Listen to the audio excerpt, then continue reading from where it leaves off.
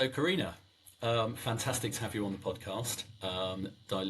Really, really excited to see you. I think, first of all, should we just do a little bit of introduction? Carina, you're extraordinarily well known to all British allergists, specialist allergy dietitians. But for people that don't work in the field, really good for them just to understand a little bit about yourself, your background, your professional history. Tell us about your career.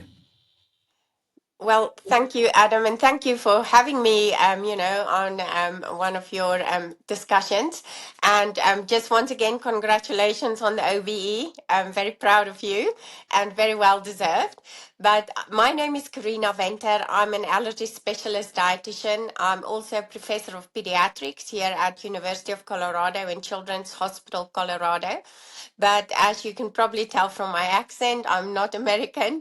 I'm South African. I grew up in South Africa. I studied to be a dietitian at the University of the Free State, where Elon Musk's mother, May Musk, also studied to be a dietitian many years before me. I then moved to England, where I lived on the Isle of Wight, and I did my PhD in allergy at the University of Southampton. Yes, so I think that sort of like summarize where I am at the Well, moment and give you. you're missing out a big leap there. How did you get from the UK to the US? What happened? How did we scare you off? So I have to say that I think I can say this online. My whole life I wanted to work with Adam Fox, but somehow things just didn't work out always the way. And at the time when I was really contemplating moving to London, I was offered a position at Cincinnati Children's Hospital to run a big NIH-funded trial on eosinophilic esophagitis. I had a huge interest in eosinophilic esophagitis because I think it's a disease that often not well understood. Even, in the food allergy world, I definitely wanted to learn more. But also on a personal level, we have got, family members suffering from EOE or eosinophilic esophagitis. And so when I was offered the position, I thought I'd go for a year. I was ready to go back to England. Honestly, I was back and ready to go. But my husband and children said that I can go by myself. They're happily settled in America. And so that's how we came to America and why we never left. Fantastic, and I know your career has absolutely gone from strength to strength over there. So I think turned out it was definitely the right move, although very much our loss over here in the UK. So just want to go back a little bit, just towards the start of your career. You've always been a clinical dietitian, a working clinical dietitian. What made you want to go into research, and what's kept you there? So that's a really interesting question. So when I studied in South Africa, South African dietitians are really known for their knowledge about malnutrition. We do a lot of work in HIV. We do a lot of work in TB, and so my interest really also was HIV, nutrition support for the critically ill. And then we moved to England, primarily because my husband, a physical therapist or a physiotherapist, as we say in England, wanted to just go and work in England for a year or so. But we arrived on the Isle of Wight where he got a position, and there wasn't really a lot to do in terms of nutrition support. And it just worked out the way that the dietitian working at the allergy center wanted to retire. And so they approached me and asked if I'd be interested to work in food allergy. My first answer was definitely no, because I knew nothing about food allergy. Although we in the family, we have lots of different kinds of allergic diseases, food allergies as well. So it was something that I've experienced firsthand, but my academic knowledge wasn't that great. And so they said, well, why don't you just try a few clinics?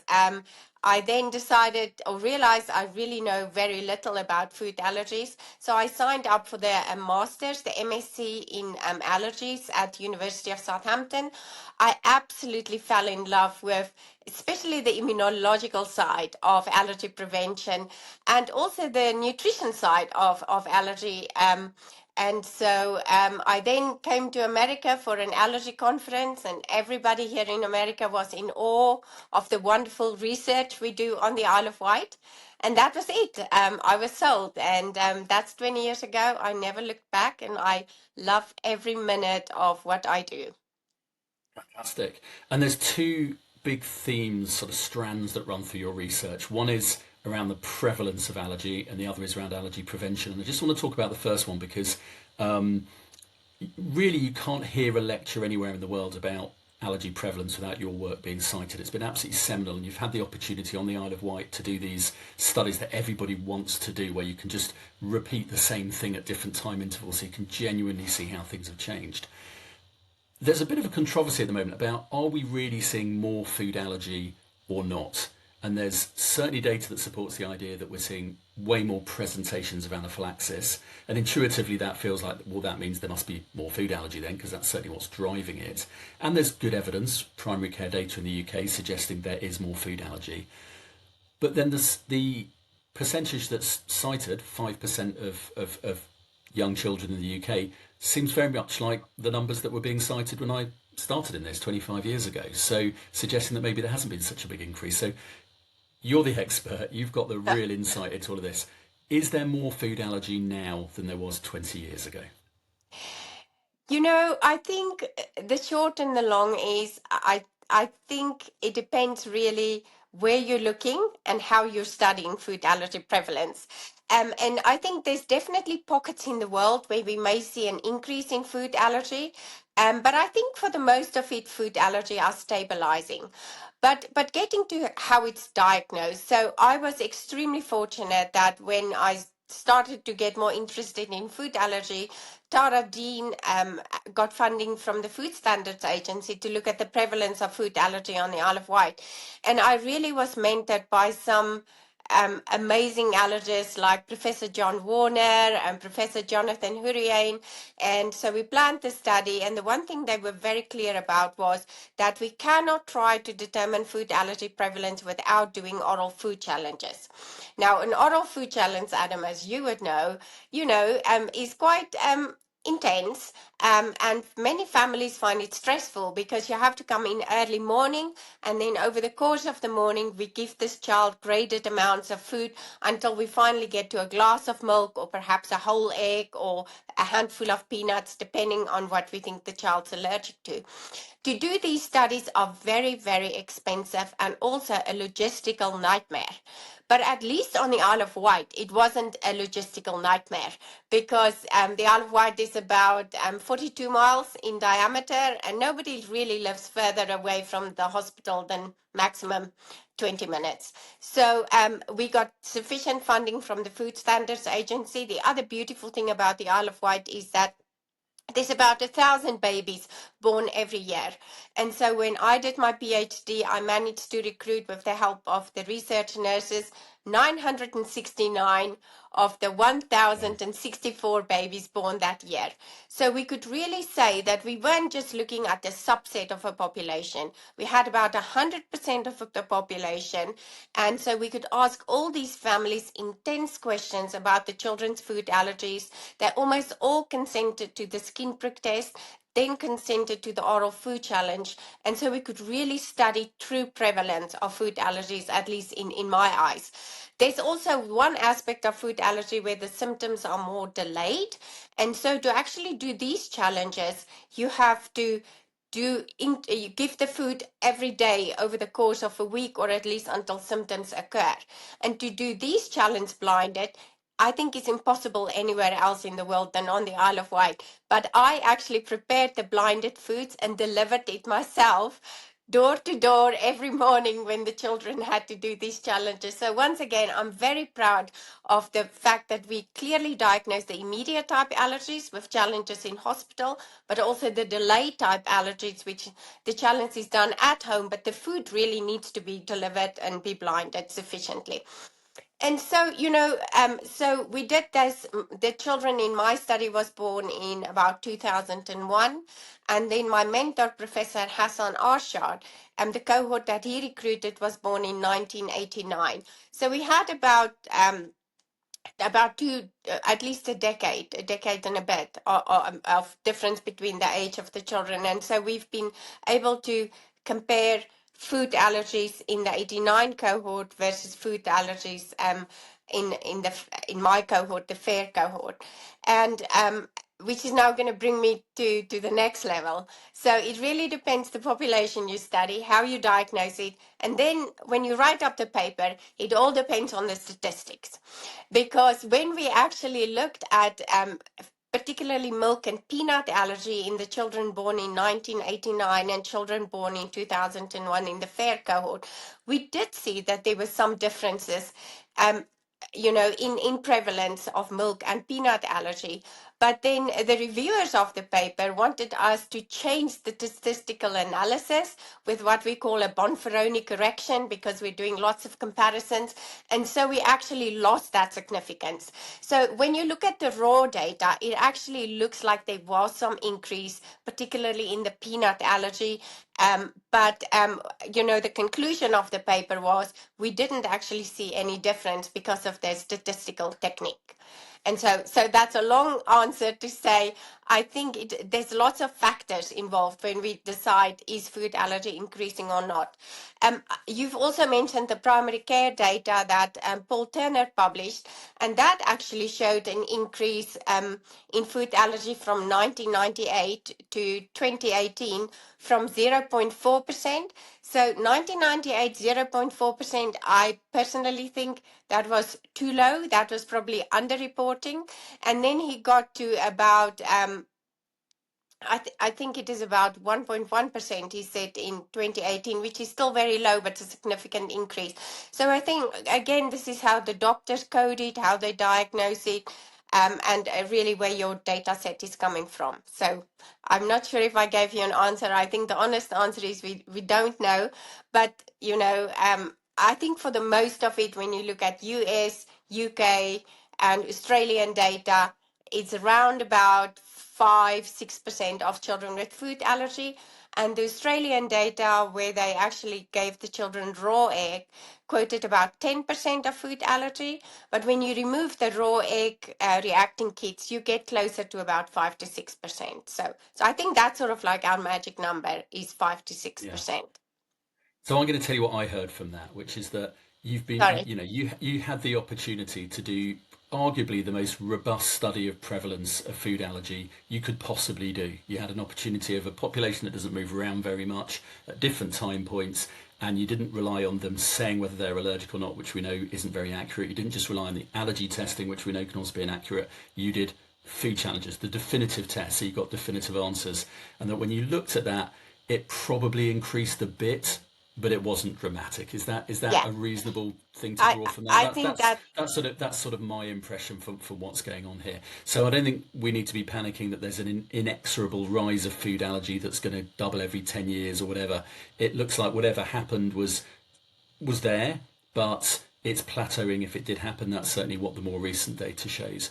So, okay, let me ask you the really tricky question. And, yeah. and I'm sure, like me, every weekend when you meet people, they'll always say, why is there more food allergy? Now, I know this isn't really the scope of your research, but what do you say to people when they ask you that? Yes, to some extent it's not the scope, but to some extent it also really is my interest, because I'm also chair of the IACI work group on immunonutrition. And when I look at the work that all the different work group members are doing, it really shows very clearly that we've changed the way we eat. And because we've changed the way we eat, our microbiome changes. And when our microbiome changes, we see differences in our immune system. And I think that that's really one of the main reasons is that I think the way we eat. The other thing that also really drives changes in the microbiome, and we're beginning to see more associations with all allergy outcomes, is obesity. So as we change what we eat in itself, and as the population is becoming more obese, we also see more allergies. And I mean, it's really interesting, isn't it, that now, I guess maybe as a dietitian, you wouldn't have imagined that when you were talking about allergy prevention 10 years ago, that you'd have been talking about obesity. and all the things that the other things that dietitians rightly spend a lot of time worrying about. What's your sort of journey been as a dietitian around your understanding of allergy prevention over that 10 or 15 years that you've been involved in this space? I think, I started in allergy. I think, Adam, you can very well remember it, as well, where we just believe that food allergens are evil and you just have to avoid them. You have to avoid them so that you don't become allergic. And then once you are allergic, you definitely have to avoid them. And never eat them again. And so I now like to use the phrase, I think the big change we have is let the babies eat, but that's probably true. Let the pregnant and the breastfeeding woman eat, and let the children eat. And, so we shouldn't be scared of allergens. I think that was one of the biggest changes, that breastfeeding women, pregnant women, they can eat the allergens if they like. We now actively involve introduction of allergens into baby's diet. And when children are allergic, we actually try our best to try get the allergen introduced back in their diets as soon as we can.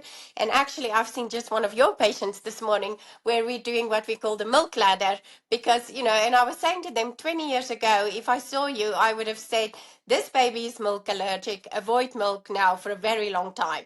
But now we say at the point of diagnosis, we really want to try and get milk back into the diet to get the children to become tolerant. So I think the one thing is that we had a total shift about not liking allergens to now saying we love allergens, the immune system love allergens, we have to get them in there. Even if you're allergic, we have to find a safe way to get it reintroduced. But I think the other big change was, and I mean, the LEAP study showed it so beautifully as well, is it's not just about the allergen, it's about the whole concept of immunonutrition. And no allergen is eaten in isolation, because even a peanut contains important fibers and fats.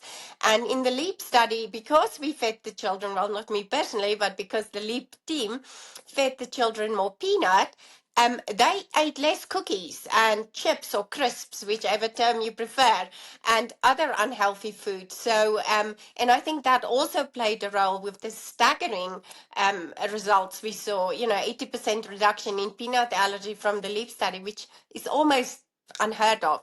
So I think really is the big change is love your allergens, but alongside that, love your food and the whole concept of good nutrition. So we've seen this huge shift, haven't we, towards this early introduction of allergenic foods like peanuts. So the LEAP study showed early introduction into the infant weaning diet reduced the likelihood of allergy developing.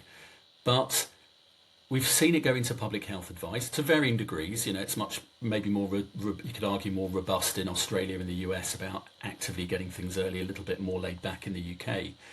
But we haven't seen behaviour change that dramatically. What do you think the barriers are in your mind? You spend a lot of time with mums talking about breastfeeding, talking about introducing solids.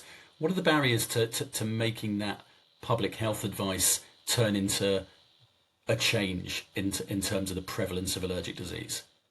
This is a great question, and I could probably flash 5 emails on your screen right now of concerns that I've dealt with this morning from parents about early introduction. The one group is just too scared. I have one family coming to see me next week. The first two children have multiple food allergies. Third one, even though we don't advise it, she did get the child tested for all allergens by the primary care physician, and the child's got zero sensitization to any food. And she's like, I'm too scared. I'm going to come and see you. So that's one. The other one is just parental confusion, because we told them for so long that they should be avoiding allergens, and now we're saying introduce it. It's a big mind shift to make.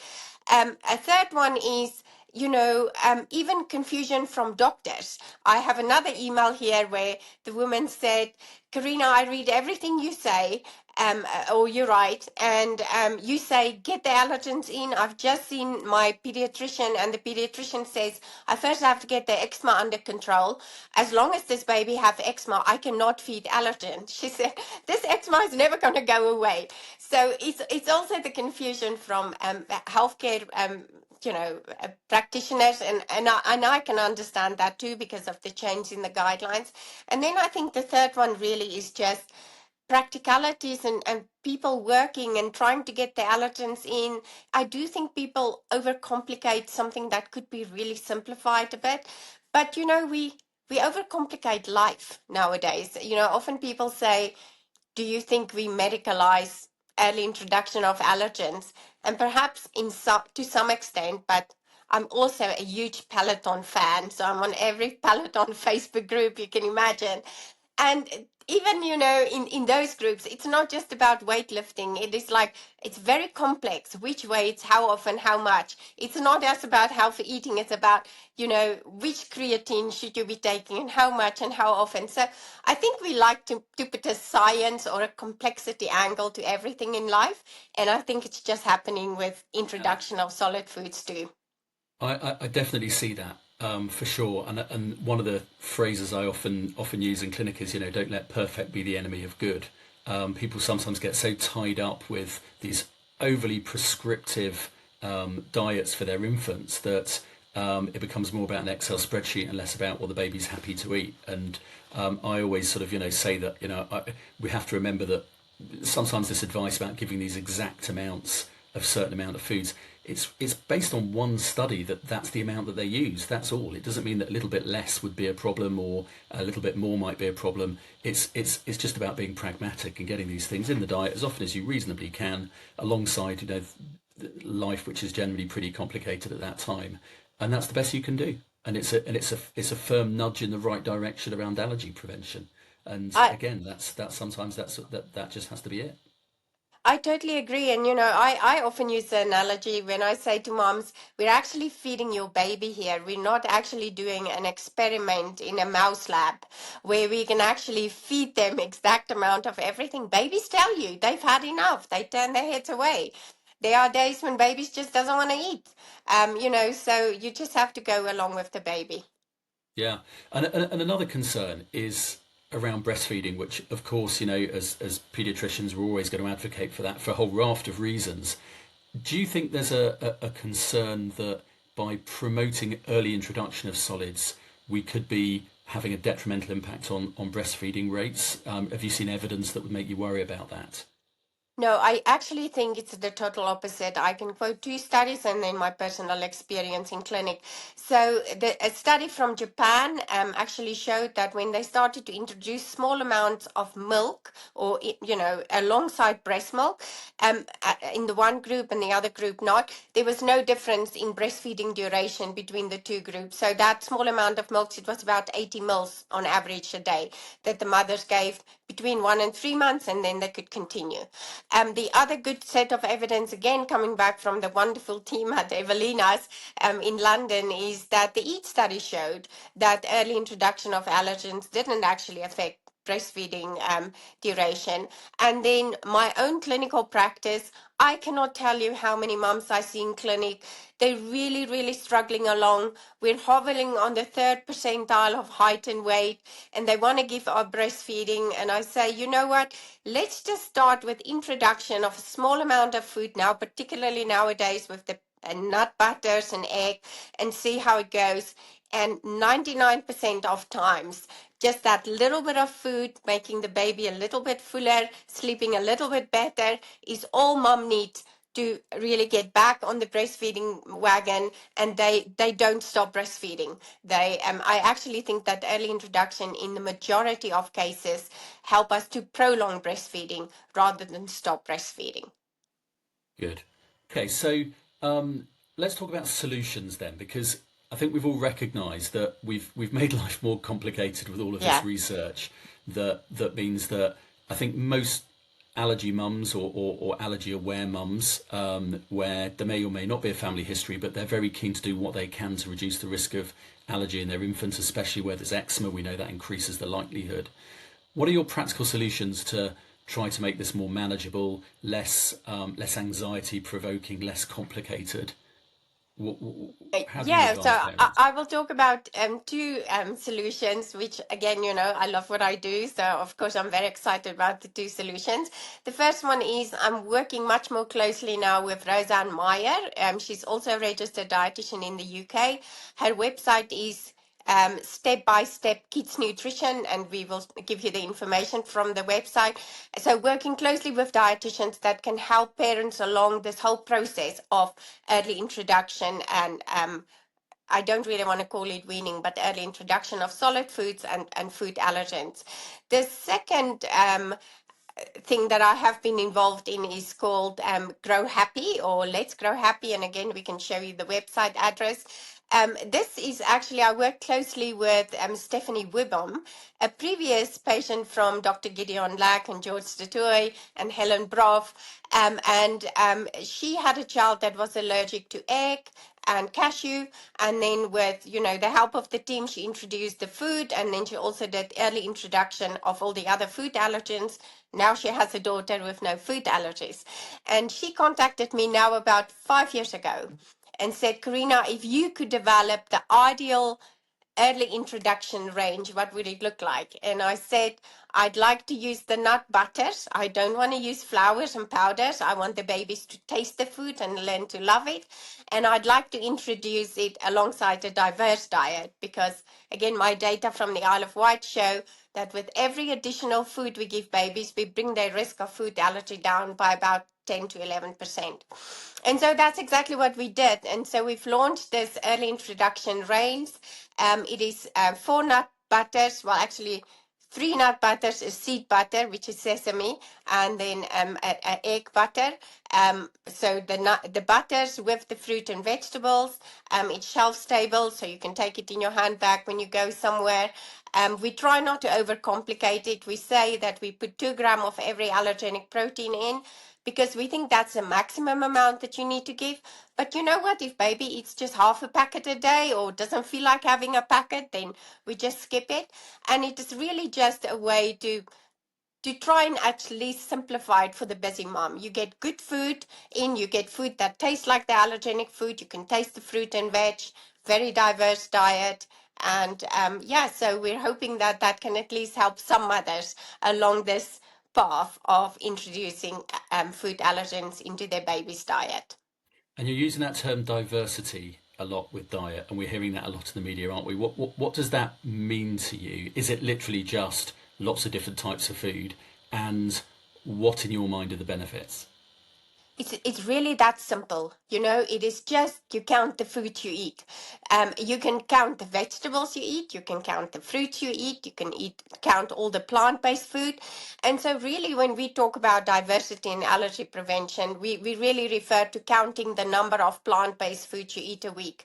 So data from the American Gut Study actually show to get the ultimate benefit from plant-based foods for a healthy gut microbiome, we should eat about 30 plant-based foods a week. And so in the Grow Happy, we have more than 15 plant-based foods a week. And so that's already halfway there to get your baby to having a healthy gut microbiome. And if I can simplify the whole thing about the gut microbiome and less allergy is, when the gut microbiome is healthy, we make these components called short-chain fatty acids. It's just a type of fatty acid that the gut microbiome makes. These fatty acids tell the immune cells to make more of the regulatory immune cells, which are the immune cells telling the whole body to just calm down and not cause allergies or infections or anything like that. And so really when you eat a healthy, diverse plant-based diet, you have more of the good immune cells, and therefore we see less allergies. And there's good data from Europe published to actually prove what I'm just saying now. Right. So you've already mentioned how things have completely turned around over the last 10 or 15 years, from avoiding allergens to about actively introducing them, both for treating food allergies and preventing food allergies. Just a guess, where do you see this going in the next 10 years? What do you think you're going to be telling your patients in 10 years' time? Well, I can tell you the one thing I'm really hoping I'm not telling them in 10 years' time is that we've made a mistake and we really should not be eating allergens. But hopefully that's not going to happen.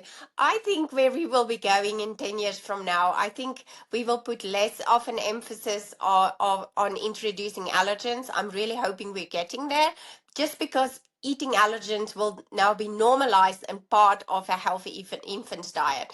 And so I'm hoping that in 10 years' time, when I see families. I will just talk about introduction of solid foods, making sure the baby gets enough protein, fat, carbohydrates, diverse variety of food. And I do think also getting back to the talk I just gave at the European Academy of Allergy and Clinical Immunology meeting in Scotland a few weeks ago, we will think a lot more about sustainability when we give dietary advice. And so I think the shift will be to look after your gut microbiome and immune system, but alongside that, I think we will focus a lot more on sustainability. And I can tell you that when I gave myself a score on how well I'm doing as a dietitian, I got 10 out of 10, being a fantastic dietitian, looking about at focusing on nutrition and diversity. But when I had to give myself a score on giving advice on sustainability, I got less than 50%. And so I think we'll be moving there and in the next 10 years. And by sustainability, you mean sourcing things locally, avocados that haven't traveled the Yeah, world. and no waste. Yeah. I think which was interesting, which is really interesting, is that the number one thing that actually drives low sustainability is food waste. And so you may have a locally sourced diet, etc. But if you waste half of what you buy, your sustainability score actually goes down quite a lot. So I think food preparation, I've already mentioned Roseanne Meyer. She's also on Instagram. She does an amazing work showing people how to cook and also how not to waste food. So I think that will be probably the number one point following healthy nutrition in our nutrition clinics that we will be discussing. Brilliant. Carina, that was enormously interesting as expected. Thank you very much for your time.